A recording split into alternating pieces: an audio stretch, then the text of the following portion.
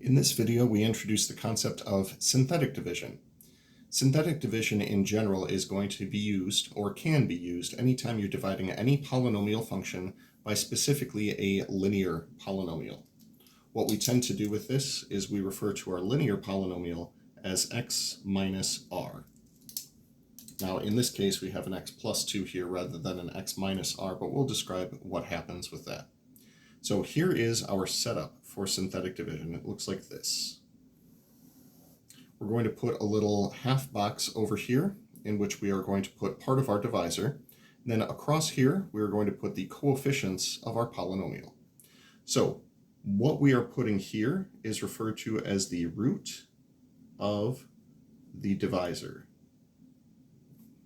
The root of the divisor. The root of the divisor is what you get when you take your divisor, set it equal to 0, and we solve for x.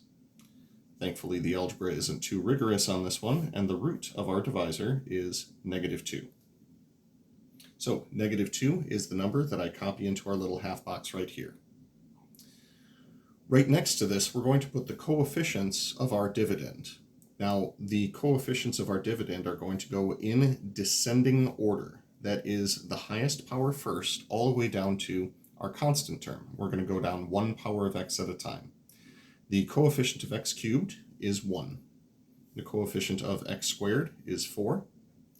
The coefficient of x is -2, and the constant term is -6. So these aren't actually necessary to put in here, but they'll help with the interpretation. Now with this in mind, synthetic division is an iterative process. That is to say, there is a step that you'll be repeating over and over in here. The first step is not part of the iterative process. The first step is just recopy whatever is the first number down below this line here. What you've just done is created part of the quotient, and everything that we get underneath this bar is going to be part of the quotient or the remainder. Here's the iterative process. We're going to take the root of the divisor, we're going to multiply it by the number to the farthest right underneath the bar. We're going to write the result right here. So I am taking -2 and I'm multiplying it by 1, and I write the result right here. What we've just done is we've created a column of numbers. What you're going to do is add this column, or sum this column. So we'll do 4 plus -2. The result that we get is 2. Then repeat the last 2 steps over and over until there are no more columns to do. We multiply the root of the divisor times this 2, that's -2 times 2, and write the result right here. Then we sum the column. -2 plus -4 gives us -6. Repeat the process one more time. We have -2 times -6. We write the result right here. That is +12. We now sum the column, and keep in mind that this 1 was separate from everything else, so that 1 is not being summed here. Just -6 plus 12, and we write the result right here. What we now have underneath the bar can be interpreted as the following.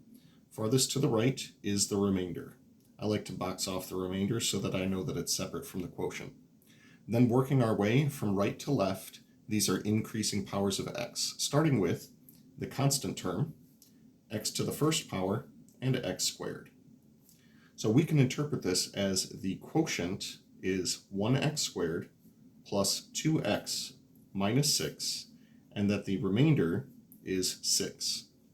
When we compare that with the results of the previous video, we see that that is exactly consistent with what we got in the previous video, x squared plus 2x minus 6, and a remainder of 6.